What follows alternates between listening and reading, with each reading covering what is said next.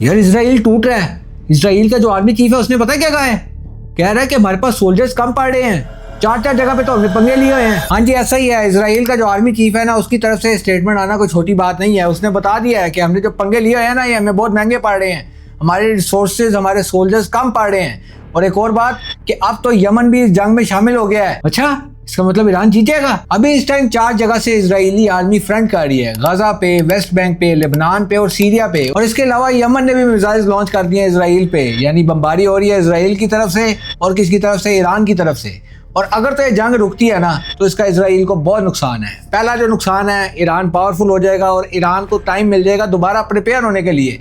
और जो गलतियां इस मरतबा की हैं, जो लूप होल्स इस टाइम छोड़े हैं, वो सारे कवर करने का टाइम मिल जाएगा उसको। अच्छा, ये मुझे नहीं पता था। लेकिन खतरा अभी टला नहीं है, क्योंकि इजराइल के पास है डोनाल्ड ट्रंप और उसकी एप्स्टीन फाइल, जिसके थ्रू वो क्या करता है, पूरे अमेरिका को कंट्रोल करता है। इसका मतलब क्या है कि जब चाहे वो अमेरिका की आर्मी भी इजराइल में मंगवा सकता है।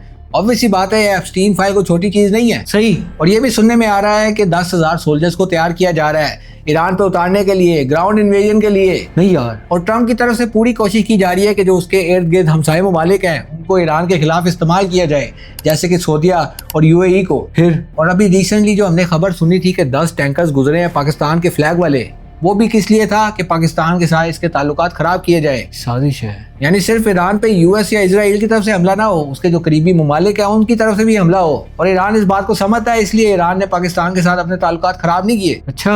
और ये भी न्यूज आ रही है कि नेतन्याहू के खिलाफ कैंपेन चली हुई है इजराइल के अंदर और ट्रंप के खिलाफ चली हुई है यूनाइटेड स्टेट्स ऑफ अमेरिका के अंदर। और अगर तो ईरान जीत जाता है ना, तो इजराइल का और यूनाइटेड स्टेट्स का बहुत बड़ा नुकसान है। क्या होगा? ईरान बहुत ज्यादा स्ट्रांग हो जाएगा, उसको टाइम मिल जाएगा दोबारा प्रिपेयर होने के लिए, जो लूप होल्स हैं वो सारे कवर करने के लिए। सही। और इजराइल का जो मोसाद का जासूसों का नेटवर्क है ईरान के अंदर, वो भी ईरान ने छील के रख दिया।